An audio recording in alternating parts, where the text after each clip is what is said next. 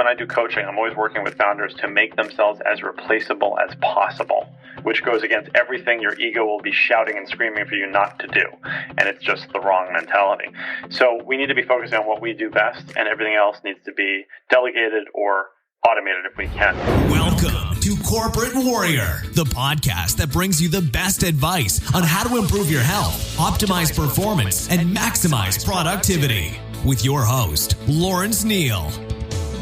This podcast is brought to you by HitUni.com. HitUni.com are a provider of amazing online courses for high-intensity training qualifications. HitUni comes highly recommended by the best in the field, including Body by Science co-author Dr. Doug McGuff, Discover Strength CEO Luke Carlson, and trainer and founder of Bay.com, Drew Bay. It was founded by my friend, author, and longtime personal trainer Simon Shawcross, who's also been a guest on the podcast. Simon has 15 years experience training clients and has supervised over 15,000 high-intensity training workouts. Using knowledge from experts like Skylar Tanner, Dr. James Steele, Dr. Ellington Darden, HitUni is a goldmine for learning everything to do with high-intensity training. The courses are delivered online through the website, where you can learn via a variety of multimedia materials at your own pace. There's online support and a discussion forum where you can share ideas and ask for help. To learn more about high-intensity training and improve my own results, I started their personal trainer course. The content is amazing, the courses are really easy to follow, and each section is organized into bite-sized chunks that give you a real sense of achievement after you complete each one. I should also mention there is a DIY course. So this is the course for you if you're not necessarily a personal trainer, but you want to learn more about high-intensity training and how to implement it for maximum benefit in your own exercise regime. To get your exclusive Corporate Warrior 10% discount on any course you purchase, simply head on over to hituni.com, that's HITUNI.com, and enter the coupon code CW10, that's CW and the number 10. So again, head on over to hituni.com, pick your course, and enter the coupon code CW10 for 10% discount. Thank you for your support. Hi guys, I am Lawrence Neal and welcome to another episode of Corporate Warrior, the podcast that teaches you how to optimize your high-intensity training workouts for maximum results and how to start and grow your strength training business. My former guests include the who's who in high-intensity training, including guests like Dr. Doug McGuff, Drew Bay and Jim Flanagan, paleo pioneers Mark Sisson and Rob Wolf, zero carb carnivore Dr. Sean Baker, successful strength training entrepreneurs, sports scientists, high-intensity training bodybuilders and case studies, and everything in between. My next guest is Ari Meisel. Ari is a best-selling author, productivity expert, CEO, real estate developer, and green building consultant. Several years ago, Ari encountered and ultimately overcame severe personal roadblocks, and that journey transformed his life. His discoveries about personal and professional productivity have improved the lives of thousands of individuals and businesses. His proprietary process, the Less Doing system, is the foundation of his company, Less Doing, which offers individuals and enterprises road-tested methods to optimize, automate, and outsource everything. The goal is to learn how to work smarter instead of harder. Hear, hear. I'm a massive productivity nerd, and I've been following Ari for several years and implemented a lot of his advice and principles to improve my productivity in all aspects of my life. So as you can imagine, incredible treat for me to have Ari on the show. Whether you're someone who just wants less friction and more joy in life, or you're looking to improve your health and the success of your business, I think you will get a lot out of this episode and out of Ari's work in general. We cover how Ari has successfully managed his Crohn's disease, how to implement his productivity system into your business, how to make banana tea for faster sleep. I've tried that and it's awesome, and much, much more. For all of the show notes and links for this episode, please go to corporatewarrior.co/Ari. And for all the rest of the episodes, please go to corporatewarrior.co/podcast. Don't forget to hang around till the end for your free gift from me. And now I give you Ari Meisel. Ari, welcome to Corporate Warrior. It's a pleasure having you on the show. Well, thank you, Lauren. Thanks for having me. So it's quite funny. This is the most ironic thing that's happened to me in a while. When I was preparing for this show, I searched your name in my Evernote file to see what would come up from stuff that I'd stored from, previous content you'd created.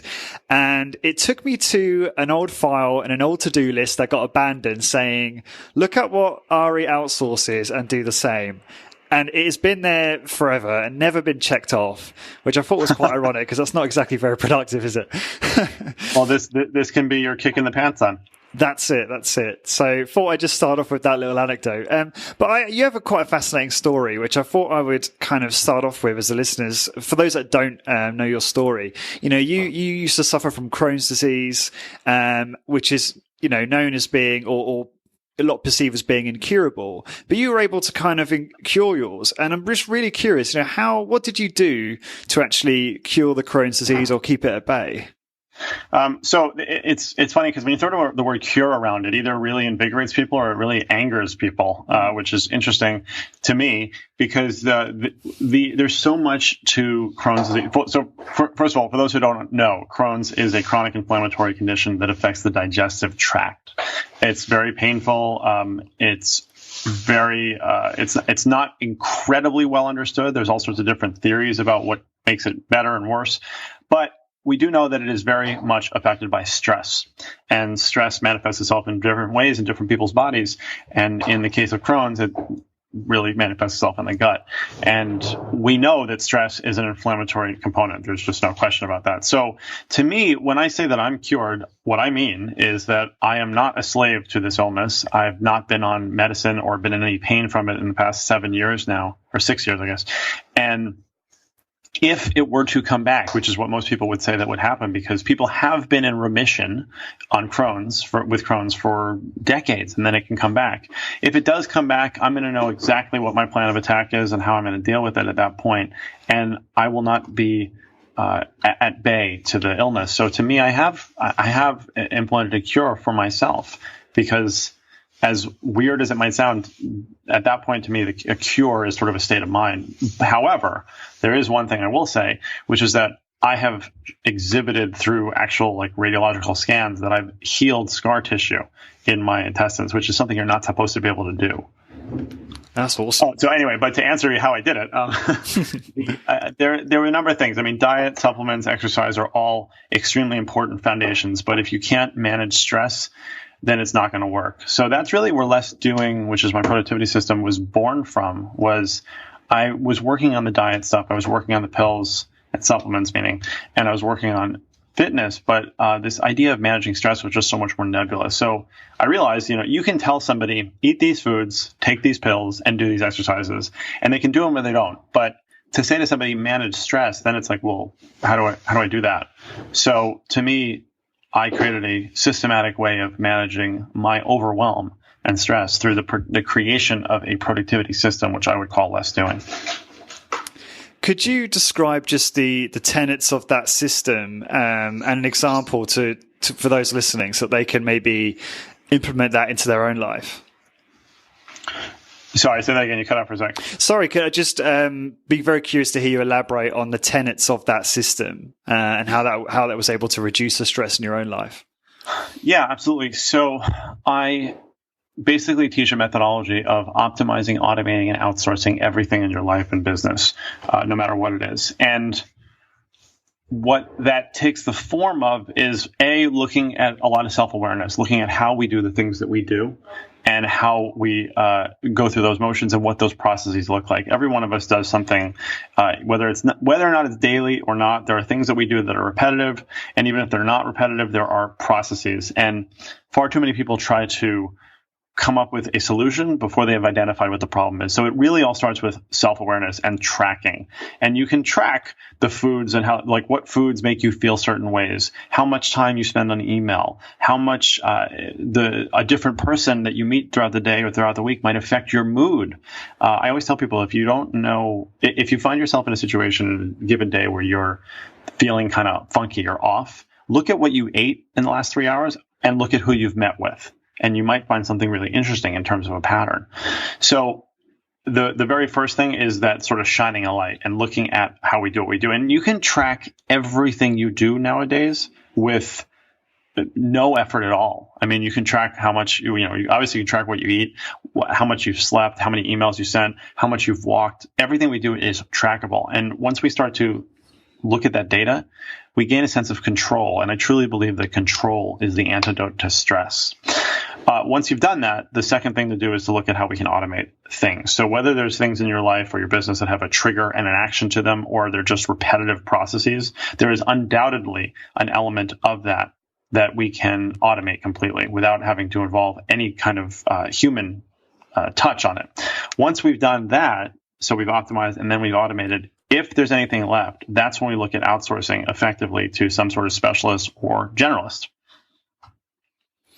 Do you have? I'm a big fan of the system. So just to reiterate, that's optimize, automate, outsource.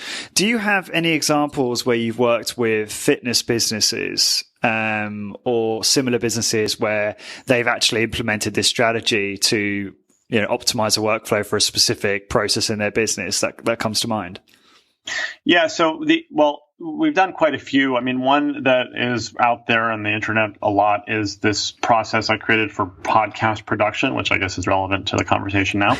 And when I created this whole sort of domino chain of things with different automations in between, that would make it so all I had to do was do the recording and then I'd be done, and it would be edited and transcribed and shared and all that kind of stuff. The other one that's really relevant to most businesses, especially growing businesses, is hiring and onboarding. So I built this whole almost completely automated process for taking any number of applicants, massive number of applicants in, and doing interviews, personality profiles, background checks, kind of everything, all the way through onboarding and training in a really automated, streamlined way. But the one that's most interesting to me at this point, and I would say that my interests in processes tend to change every 2 to 3 months, where I get really focused and then I kind of move on to something else. The one right now is the customer journey. So really how somebody goes from being a lead to a customer to a raving fan, and all of the touch points involved that go along with that, and how we can automate many of those. Everything from sending gifts and postcards to text messages and Facebook messages and whatever's relevant to your business. But it's such an easy grab that a lot of businesses miss out on. So is that something that you're optimizing in your own business at the moment as well, that specific journey?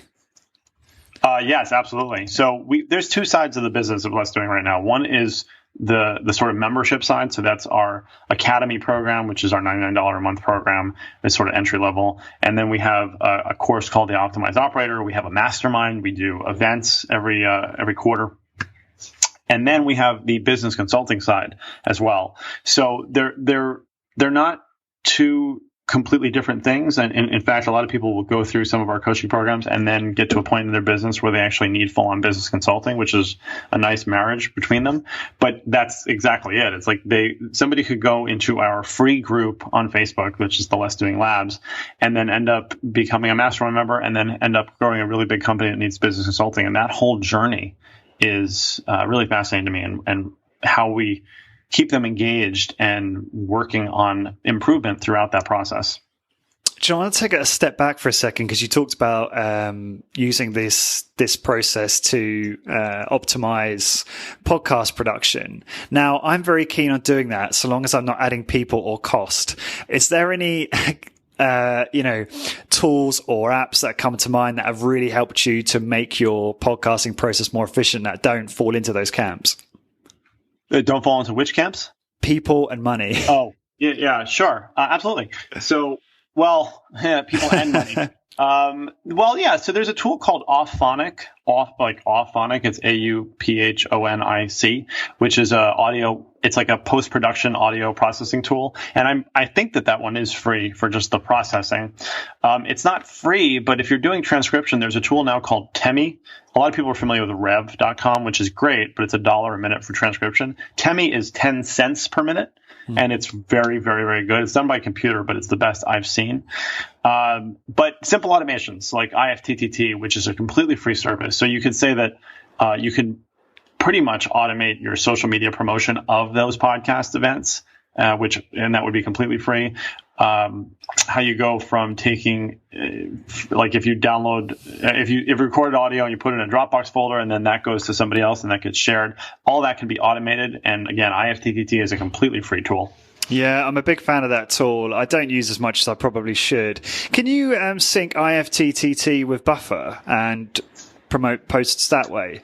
Yes, you can. So actually, Buffer is a really good example when people are asking what's the difference between IFTTT and Zapier. And Zapier is another favorite of mine. So Zapier is not free, and IFTTT is. So a perfect example of the difference is that with IFTTT, you can post anything you want into Buffer, into the general sort of Buffer, and it will go in your whole bucket and then be shared however you have Buffer set up. With Zapier, you can specifically choose which channels in Buffer it will go to. So you could actually do a zap that says this goes to the Facebook group through Buffer, and this goes to my LinkedIn profile through Buffer, but it happens 2 days later. So you just get a lot more granular. But yes, the answer is you can hook it up. That's awesome. I'm definitely going to, because I've got a checklist for the marketing portion of my podcast process. So, once this episode goes live, I obviously run through a checklist, promote on via Buffer to Twitter, Facebook, email Ari, all that type of stuff. But certainly elements of that I could automate to save me time. So, keen to look at that after this. What are some of the biggest mistakes you see when people are trying to be more productive in their business? So doing everything themselves, that's usually the first one. There's too little of that shining light that I was talking about. There's way too much happening where people are just going through the motions. We get on autopilot and we just, grind it out and hustle. And then people burn out. And what more importantly than the burning out is that the founder at that point or the business owner becomes a bottleneck and they become the fail point for their business. I've seen far too many businesses fail because the founder couldn't get out of the way. So if you don't put processes in place and make it so that you are not and when I say bottleneck, I don't just mean like you're not the best person to do it or you're not, things are falling through the cracks. I also mean like literally if you're holding somebody up for 6 hours and they can't do their work without you, that's a big problem. So, I'm always working with, when I do coaching, I'm always working with founders to make themselves as replaceable as possible, which goes against everything your ego will be shouting and screaming for you not to do. And it's just the wrong mentality. So we need to be focusing on what we do best, and everything else needs to be delegated or automated if we can. So that's the first thing, is trying to do too many things themselves. The second thing is not taking the time up front to work out the processes because they're just so busy they can't take the time to stop and work out a process. To me, that's like saying I'm too busy to sleep, right? So most of us would be like, yeah, if I didn't have to sleep, I'd get so much more done. It's like, well, we'd have to. Sorry. So the more we sweat in training, the less we bleed in war. And you have to take that time now to get those processes right, because war will come. There is always something in business that will get in the way and derail you and make it so that you can't continue the way you wanted to. And then I think the third thing is that a lot of founders don't empower their teams properly, so they can't really grow. And then the teams don't feel like they're trusted. They don't push themselves to be better or to learn more, to take more on. And then basically what happens is they're not creating an environment where people can make mistakes, which is ironic, because that's kind of like the whole thing about entrepreneurship, right? We're allowed to make mistakes. We're expected to make mistakes. They always say that entrepreneurs never fail. They just pivot. But then we don't pervade that through the teams that we work with, and we don't make it so they can make mistakes. And that's a mistake.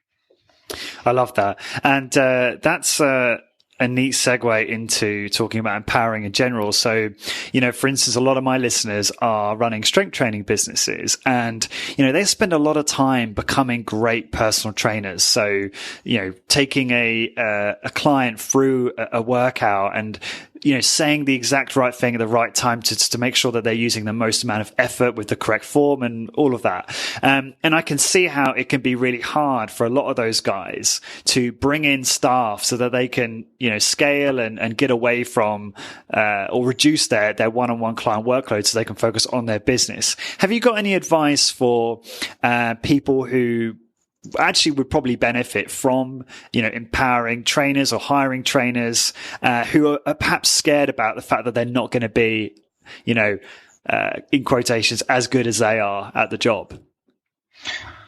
Well, so then I ask people, do you want it to be good or do you want it to be yours? Right. And it's a bit of an ego question as well, because while you're tinkering away to make something as good as you think you can make it, because you're apparently the best person to do that, which is also very like limited thinking in my opinion, then somebody else is doing it better and faster and getting there before you. Speed is one of the most important things, I think, in today's world. We have access to things at a rate that no one ever has in history before. I did it. We created a company in 24 hours that became $1 million business in the first year. So if you don't do it, somebody else will. And it's the same thing in your life, is if you don't prioritize your life, somebody else is going to do it for you. So you have to take control, be decisive, and realize that sometimes you just have to get it going before you get it good. Which company was that you started and grew? That was the VA service that I had for 2 years called Leverage, which several months ago I split from that business with my partner and refocused on less doing. Okay, got it. Okay, so I hear you often talk about the concept of self-awareness. It's being, you mentioned it a little bit here. It's kind of understanding yourself, your habits. So that it sounds like that's a really important place to start and begin with when trying to become more productive in general. I'd just like you to elaborate on that a little bit, just because it almost sounds a little bit abstract to me. Well, how do you interpret it? Well, I guess it is somewhat clear, because I suppose it's about being aware of what you actually do, right? So measuring the time spent doing various activities and then looking back and getting a clear picture as to how you actually waste time. But that's my understanding. Yeah, and you're absolutely right. And the reason I put it back on you is because it's an important thing to understand, like, how people are viewing this stuff. And look, simple thing. If you see that you're spending 16 hours a week on email, which is kind of standard, would that surprise you, Lawrence, if that was the case for you? No. Yeah. Okay. Yeah. No, and that's fine. So all around the world, when I ask people, what is your biggest productivity challenge? The number one thing that comes up the most often is email. And the email problem is not an email problem. It's a decision-making problem. But you tell somebody like, hey, you spend 4 hours a day on email. Some people are shocked by that. And other people are like, oh, yeah, that sounds about right. But they don't know, and it's your data. So like, I can tell you, for example, that in a typical month, I'll get 30,000 emails. But in a typical month, I will send about 300. And that's really good, because there's a boomerang effect to email, which means that if I were to send an additional 100 emails, I might get an additional 10,000 emails a month. But I've heard you talk about you're always able to get to inbox zero. Is that because you've got a good kind of filtering VA system going on? Or no, I don't recommend that people have somebody else manage their inbox for you, because that's taking an inefficient problem and giving it to somebody with less context than you have, which makes it more inefficient. One of the big things is separating out different kinds of communication. So email is never used as a tool to communicate with my team. It's rarely used as a tool to communicate with current clients. It's pretty much used for personal stuff and possibly new prospects that I'm getting introduced to by somebody, but it's a very clear delineation. I have pretty much like 6 different communication tools that are all for specific things. So when I psychologically switch into those different apps, I know what I'm in for. So like, I use Voxer for my team and my clients, for my coaching clients. So that's voice stuff. And I know what I'm doing when I'm there. When I'm in Slack, I'm talking to my team. It's internal. In email, it's really great opportunities for the most part. I love inbox zero, and I get to it probably 30 or 40 times a day, because I never have that many emails in my inbox, and the ones that get there are actually relevant. And then I also don't respond to emails that don't require responses. Yeah, that's a big one. I think a lot of people will say thanks, or they'll confirm receipt of an email when it's just spamming the other person, isn't it? Those emails. You know what I always compare it to is like the high school boyfriend and girlfriend who are like, you hang up first. No, you hang up first. It just can go on forever. So don't ever send an email that says K. Yeah. What are some of the? I mean, I watched a video you did on YouTube. I think it was for when you had Noah Kagan on your show, and it was all the other way around. And you talked about all of the tools you use, all of the apps, and I appreciate that some of it is probably you geeking out and not necessarily like it's very optional for people. But it did make me feel a little insecure about the lack of tools I use, which may actually make me a little bit better at what I do. What are some of the tools today that you just can't live without in terms of, I guess, apps or software in general? Yeah, well, so first of all, I do have to point out that the tools don't matter, okay? They simply amplify habits. If you have good habits, if you have good habits, technology will make them better. And if you have bad habits, technology will make them significantly worse. So tools will never help you unless you figure out the systems and the methods first. Having said that, there's a few tools that are absolutely indispensable to me, and they're all around communication. So that would be Slack, Voxer, Facebook Messenger, believe it or not, Intercom, and Airtable. So that sort of stack is really how I run my life. Cool. Okay. Could you also... and then Inbox by Google. Oh, right. Okay. Yeah. I'll list those in the show notes, and people can click if they want to find out more about each of those. I have to ask you one final question before we wrap up, and I wanted to make sure I get this in. You've got this banana tea sleep hack, which sounds really easy to do and quite beneficial. Is that something you still do now? When I need to, yeah. So basically, I learned that from Dr. Michael Bruce, who's been on my podcast a few times. He's a sleep expert. It's essentially like a magnesium bomb. So all you do is boil some. You take some water in a pot, boil a banana in it, cut the banana in half with the skin, and do it until the banana turns black. Drink that water. It tastes very good. You can give it to kids if you want, and it will knock you the F out. I bought some organic bananas. I guess you want to use organic. You don't really want them to have sprayed pesticides on them. Is that advisable? Yeah, I mean, unless you want to have really weird dreams. So, okay, this might sound like a stupid question. So when you say cut the banana in half, you still put the full banana in. Is that correct? Yes. Yeah. You're just like opening it up, basically. Okay, cool. Good stuff. Good stuff. Okay, well, time is ticking on, Ari. So I just wanted to give you a chance to talk about the latest thing you're working on. So do you just want to mention the Academy quickly? Yeah, absolutely. So the Less Doing Academy is our sort of entry-level program. It's $99 a month, and they get access to, I think now, over 200 hours of video, all broken down into different categories of whether you're trying to optimize your organization skills or email or even your wellness with biohacking. And there's a Slack community that goes along with that that's growing very fast. And we do a monthly webinar in there called Process Hacker, where we actually live build out one of these big automated processes so everyone can see how to do it. And it's great. It's a really, really good kickstart. It's our sort of DIY program. Awesome. Sounds good. And do you have any last words of advice for those listening? I guess what would be useful to hear is any kind of key productivity tips or principles you want to impart on the business owners listening to this. So the one thing that we haven't mentioned, which I think is really key for any business owner, is that you have a system of idea capture. So all of us have ideas we get all day.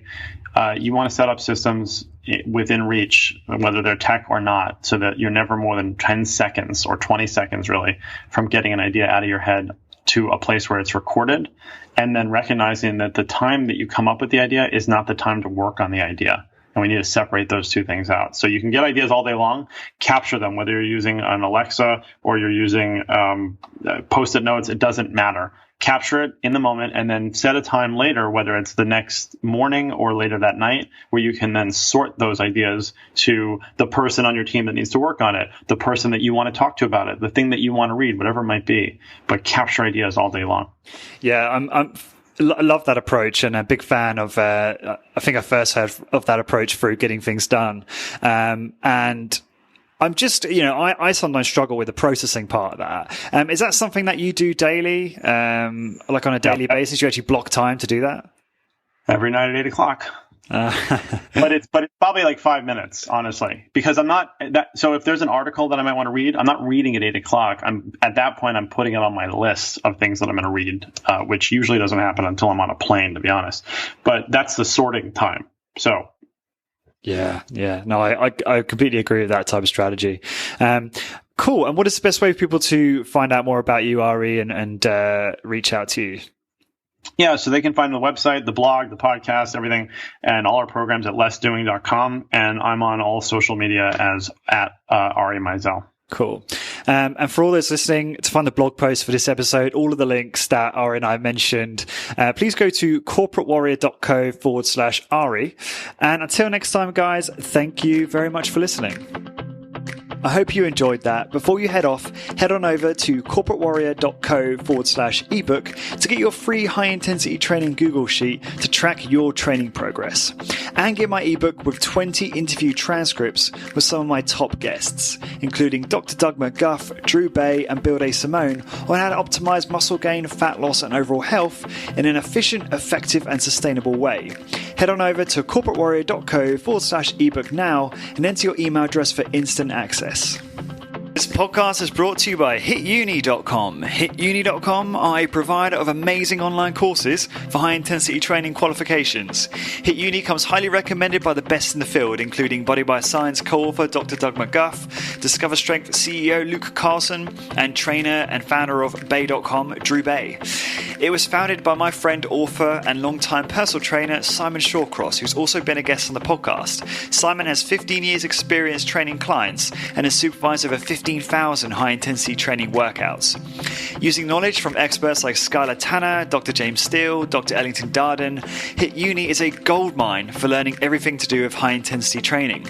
The courses are delivered online through the website, where you can learn via a variety of multimedia materials at your own pace. There's online support and a discussion forum where you can share ideas and ask for help.